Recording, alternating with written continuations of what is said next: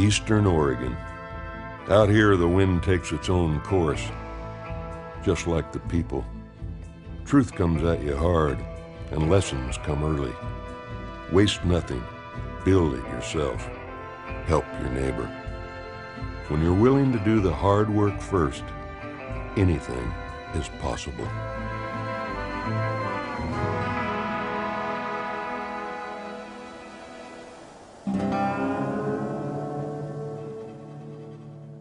I remember the man, Bill Bowerman. He and I got expelled from Medford High School for brawling. The guy loved a good fight. I guess that's where it all started. The school superintendent gave Bill some hard news that day. You're either going to straighten up or you'll die on some barroom floor. Worse than that, your inglorious fate will embarrass your mother for the rest of her days. That's all Bill needed to hear. He stopped fighting, started reading, and discovered sports. He wasn't fast, and he wasn't big, but he was ornery, and he loved to win. Went to the University of Oregon, ran track, made the football team as a single-wing quarterback. Played defense, too. To play defense, he said, you have to like the taste of your own blood. And he did. He was always smarter than he was fast. That's something his track coach, Bill Hayward, noticed right off. They called Hayward Colonel Bill on account of he was such a hard ass. He was also an innovator. He used ideas like motion studies and biomechanics. Hayward knew how to take everyday Joes and turn them into champions. This inspired Bowerman. He would do what Hayward did. He would stay in sports, but not as a coach. He hated that word. He would be a teacher of athletes. Bowerman returned to Medford and married his high school sweetheart, Barbara. These were good times, but life during the Depression was tough. It was about to get a lot tougher.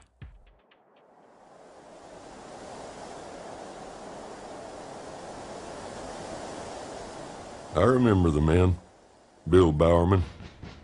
In World War II, we found ourselves dodging shells in the Dolomites of Italy. But you can't dodge them all. I got hit. Could have gone either way. But then Bill found me stranded at an aid station. Threw me in a Jeep and drove cross-country under enemy fire to get me to an Army surgeon. Saved my life that day. In the spring of 1945, Bowerman confronted a German general with a simple choice: engage or disarm. Bowerman negotiated the surrender of 4,000 German troops without so much as a pistol at his side. A few days later, the war was over. Bowerman left the Army with a Bronze Star and a Silver Star. They give you those for courage and gallantry in battle. Bill didn't talk much about the war after that.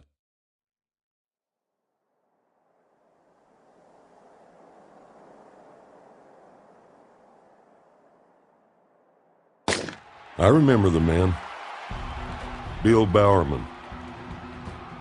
He's why I went to the University of Oregon. If you were a track athlete, there was no other place to be. We came from Coos Bay, Medford, from Seattle, Oslo, and Toronto. We were on a pilgrimage to Tracktown. Bowerman occupied an unnatural space. He always looked bigger than his size. His eyes were an impossible blue, hands like great dry paws, and never a word wasted. There was no need or opportunity for debate. Life with Bowerman was simple. You would study, you would train, you would compete as a team. And if you prepared your best and ran your hardest, victory would be yours. He was right. Some coaches specialize in one event. Not Bowerman. He taught them all.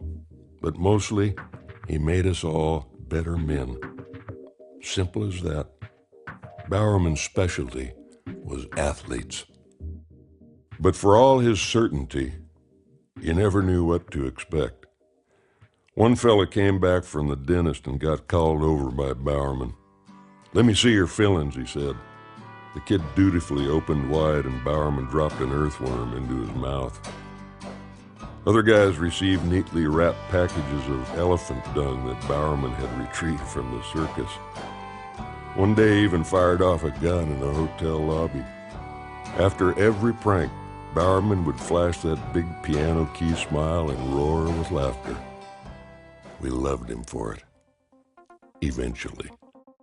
What little time he had to himself, he spent crafting shoes, testing leathers, making running shorts out of parachute cloth. He believed everything could be lighter, always lighter. When he got tired of poking holes in the cinder track to drain the rainwater, he invented the artificial track surface.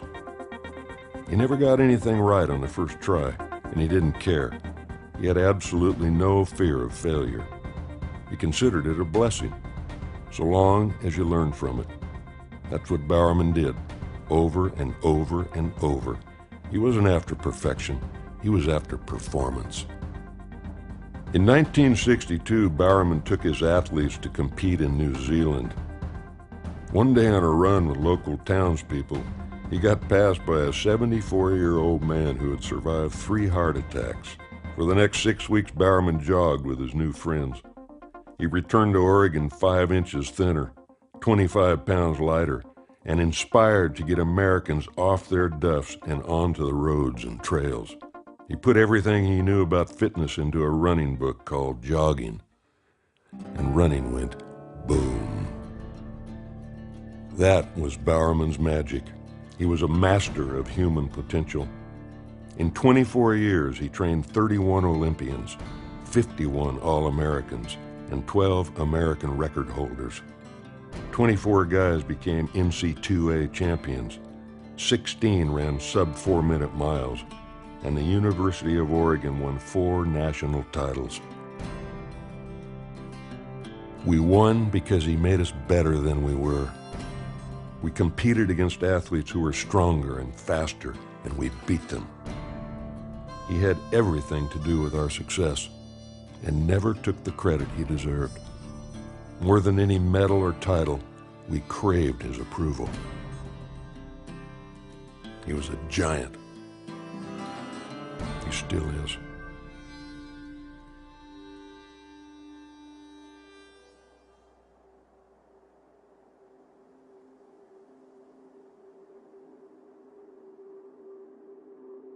I remember the man, Bill Bowerman.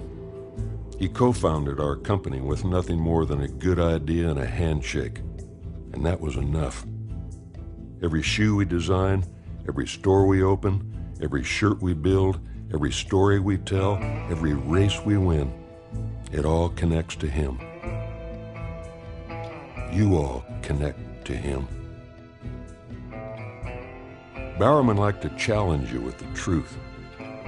In a letter to his fellow Nike board members, he once wrote, "I have just reviewed the most recent tennis shoe.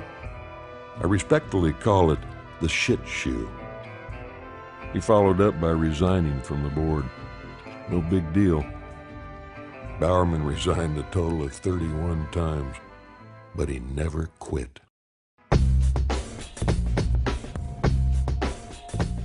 We live and work in a complex world. Digital this, and cultural that. We customize our products online, upload global stories in the wink of an eye. We watch our greatest athletes compete in real time on the other side of the planet. And nobody is better at this stuff than Nike. So the next time somebody asks you, how does Nike do it? You tell them the question isn't how, but who. That rare man who comes into this life and never leaves. Innovative, cagey, courageous, Builderman.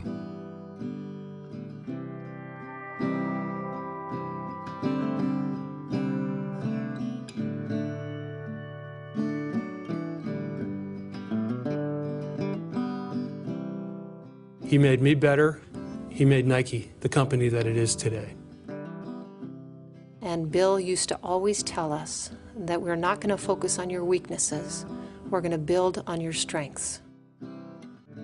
One of the major regrets of my life is that I never had a chance as an athlete to be coached by Bill Bowerman. Bill would come up to me and he said, if you're going to be a leader, you need to know where you're going. Without him, there is no me.